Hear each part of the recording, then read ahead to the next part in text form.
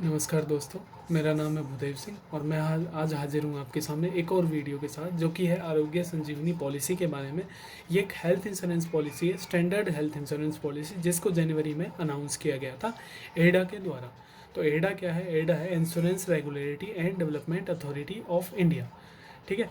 तो ये जितनी भी हेल्थ इंश्योरेंस और जनरल इंश्योरेंस वाली कंपनीज़ हैं जो कि हेल्थ इंश्योरेंस को ऑफ़र करती हैं, वो 1 अप्रैल से इसको सभी ऑफ़र करेंगे, जिसके लिए उन्हें एडा से अप्रूवल लेना पड़ेगा। ठीक है। तो प्रोडक्ट का नाम क्या होगा? प्रोडक्ट का नाम जैसे कि आपको मैंने बताया, आरोग्य संजीवनी।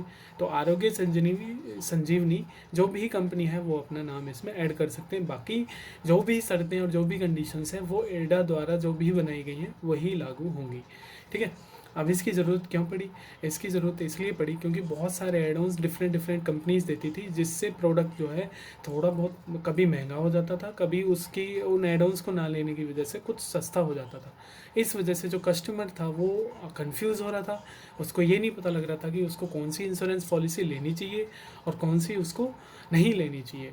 उसके अलावा क्लेम सेटलमेंट में भी थोड़े बहुत इश्यूज़ आते थे, क्योंकि बाद में कस्टमर को पता लगता था कि इसके साथ ये फैसिलिटी अवेलेबल थी नहीं, तो उस वजह से जो है उसको प्रॉब्लम आ जाती थी। तो इसलिए जो है एक कॉमन पॉलिसी बनाई गई है, जिसका नाम आरोग्य संजीवनी रखा गया है एडा के द्वारा। ठीक है।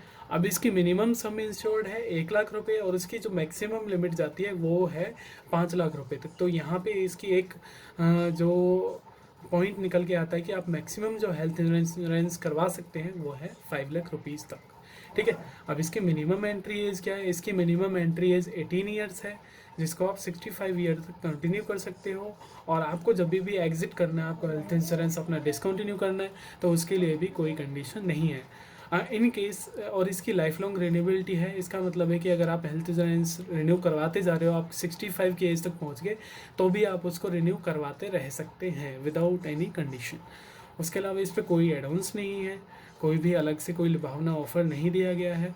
और पॉलिसी को आप अपने लिए, खुद के लिए, या फिर फैमिली के लिए, फैमिली में कौन आता है? आपके पेरेंट्स आते हैं, आपके इन लॉज आते हैं, जो आपके सास ससुर, इस टाइप से। और कोई भी चिल्ड्रन जिसकी एज 25 क्रॉस ना की हो, वो भी इसके अंदर आते हैं। ठीक है। उसके अलावा चाइल्ड की बात है तो चाइल्ड 3 मंथ्स टू 25 ईयर्स आप इसमें 18 ईयर्स, सॉरी 18 ईयर्स आप इसमें उसको एड ऑन कर सकते हैं। ठीक है। उसके बाद है कि भाई प्रीमियम जो है, एक तो प्रीमियम भी इसका सेम रहेगा, चाहे आप नॉर्थ इंडिया में रहते हो, चाहे आप साउथ इंडिया में रहते हो, चाहे आप हिल एरियाज़ में रहते हो, चाहे आप विलेज में रहते हो। तो आपका प्रीमियम जो है वो पूरे कंट्री में सेम रहने वाला है किसी भी कंपनी का। ठीक है। अगर मान लो HDFC ने कुछ ऑफ़र किया है तो इस कॉर्नर पे भी सेम ही ऑफ़र करेगी, आप दूसरे कॉर्नर पे चले जाएंगे तो भी सेम ही ऑफ़र करेगी। उसके अलावा pre and post hospitalisation expense इसमें कवर हो रहे हैं। आप 30 डेज़ प्री और पोस्ट हॉस्पिटलाइजेशन में 60 डेज़ इसमें कवर हो रहा है। उसके अलावा अगर आप अल्टरनेटिव ट्रीटमेंट मेथड लेते हो, आयुष ट्रीटमेंट, यूनानी, योगा, इस टाइप से होम्योपैथिक, तो वो भी आप इसमें कवर कर सकते हैं। ठीक है। उसके बाद इसमें जो भी एक्सपेंसेस हैं आपके ट्रीटमेंट के अलावा, ट्रीटमेंट में तो पैसा लग ही रहा है, उसके अलावा आपने रूम लिया है, नर्सिंग में, आपके बोर्डिंग में, आपकी एम्बुलेंस में, वो भी कवर होगा। अगर आप रूम या ऐसा कुछ ले रहे हैं तो वो उसके लिए 5000 रुपीज़ मैक्सिमम आपके कवर होंगे। और आप एम्बुलेंस सर्विस ले रहे हैं तो वो आपकी कंटिन्यू होगी 2000 रुपीज़ में कवर्ड होगी। इसके अलावा आपको नो क्लेम बोनस भी दिया जाएगा। अगर मान लो किसी भी ईयर में आपने क्लेम नहीं किया है कुछ भी, तो आपको उसका क्लेम बोनस मिलना ही मिलना है। 5% आपकी जो भी इंश्योर्ड सम थी वो इंक्रीज़ होती चली जाएगी। उसके अलावा अगर आपको लगता है कि आप अपनी इंश्योरेंस पॉलिसी से खुश नहीं हैं, तो आप जो है उसको पोर्ट भी करा सकते हैं विदाउट एनी प्रॉब्लम। आपकी जो भी सर्विसेज हैं वो कैरी फॉरवर्ड होती ही रहेंगी। ठीक है। उसके अलावा अगर आपने पॉलिसी को लिया है, अभी अगर आपने उसको लिया है और आपको लगता है कि ये प्रोडक्ट मैंने गलत ले लिया, मुझे कुछ और लेना चाहिए था या मुझे लेना ही नहीं है, तो आप उसको 15 दिन में कैंसिल करा सकते हैं। ठीक है। उसके अलावा आपको कुछ बीमारियां ऐसी हैं जिनके लिए आपको वेटिंग पीरियड दिया गया है 24 मंथ्स और 48 मंथ्स, जैसे कैटरेक्ट है, आई सर्जरी है, ईएनटी डिसऑर्डर है, एंथराइटिस है, ठीक है। तो ये जो है 24 वेटिंग पीरियड होगा 24 मंथ्स का। उसके अलावा नॉन एक्सीडेंटल जॉइंट रिप्लेसमेंट आपको करानी है, ठीक है। इस तरह के जो भी इश्यूज़ हैं वो 48 मंथ बाद आपके कवर होंगे, ठीक है। उसके अलावा इंश्योरेंस लेने के बाद आपका 1 मंथ का जो है वेटिंग पीरियड होगा ही होगा, वो आपको करना ही पड़ेगा किसी भी इस हेल्थ इंश्योरेंस पॉलिसी को लेने के बाद। उसके अलावा आपका जो प्रीमियम का पेइंग ऑप्शन है, उसके अलावा आप जो है इस प्रीमियम को ईयरली भी पे कर सकते हैं, आप चाहें तो क्वार्टरली भी, आप हाफ ईयरली भी पे कर सकते हैं। इसका मतलब आपको इंस्टॉलमेंट जो है और मंथली भी, आपको इंस्टॉलमेंट में भी ये ऑप्शन अवेलेबल रहेगा, ठीक है। उसके अलावा आपका इंश्योरेंस पॉलिसी मान लो एक्सपायर होने वाली है, आप उसको रिन्यू नहीं करवा पाए, तो आपका 30 डेज़ का रिन्यूअल पीरियड मिलेगा, लेकिन वो सिर्फ उसी केस में मिलेगा जब आप ईयरली उसको प्रीमियम को पे करते हैं, तो आपको रिन्यूअल के लिए 30 डेज़ का ग्रेस पीरियड ज़रूर मिलेगा।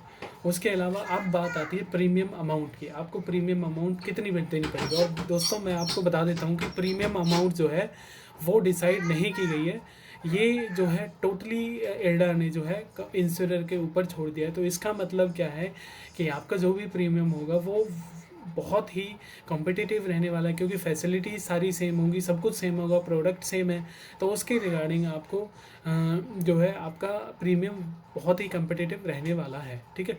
अब दोस्तों मैं आपको बता देता हूँ एडा के बारे में। एडा है क्या, ये है IRDAI, insurance regulatory and development authority of India, ठीक है। इसको बनाने की ज़रूरत पड़ी थी क्योंकि बहुत सारी इरेगुलरिटीज़ थी इंश्योरेंस के सेक्टर में, जो कि बहुत पहले से काम कर रहा था, इवन आज़ादी के पहले से ही काम कर रहा है, ठीक है। तो ये अप्रैल 2000 में बनाई गई है, किसके बाद, जबकि रिकमेंडेशन दिया गया था मल्होत्रा कमेटी के बाद, एक मल्होत्रा कमेटी का गठन हुआ था, तो उसके बाद इसको बनाया गया, ठीक है। तो इसका हेडक्वार्टर कहाँ पे है, पहले इसका हेडक्वार्टर दिल्ली में था, प्रेजेंट में इसका हेडक्वार्टर तेलंगाना में है, हैदराबाद में, ओके। सो चेयरमैन इसके जो प्रेजेंट में जो चेयरमैन हैं ये हैं डॉक्टर सुभाष चंद्रा खुंटिया। तो इसकी 10 मेंबर्स की बॉडी होती है, जो भी रूल एंड रेगुलेशंस होते हैं, तो ये इंश्योरेंस से रिलेटेड वो एडा ही लागू करती है। ये एक कॉन्स्टिट्यूशनल बॉडी है, ठीक है, जो अपने आप में इंडिपेंडेंटली काम करती है, ठीक है। तो ये थी आज की वीडियो दोस्तों, आशा करता हूँ कि आज की आपकी वीडियो आपको पसंद आएगी, और मैं उम्मीद करता हूँ कि आप इसको लाइक करेंगे और आपसे जो है मेरा चैनल भी सब्सक्राइब करें, ठीक है। इससे मुझे मोटिवेशन मिलता रहेगा। देखिए दोस्तों, अगर आप इसको सब्सक्राइब करेंगे, इस वीडियोस को ज़्यादा देखेंगे, तो डेफिनेटली मुझे ज़रूर मुझे मोटिवेशन मिलेगा, क्योंकि मैं एक नया यूट्यूबर हूँ, मैं नई अभी बहुत पहले मैंने शुरुआत नहीं की है, बहुत नया हूँ, मुझे बहुत कुछ सीखने को मिलेगा, ठीक है। तो मैं उम्मीद करता हूँ कि आपको वीडियो पसंद आएगी। धन्यवाद, थैंक यू वेरी मच।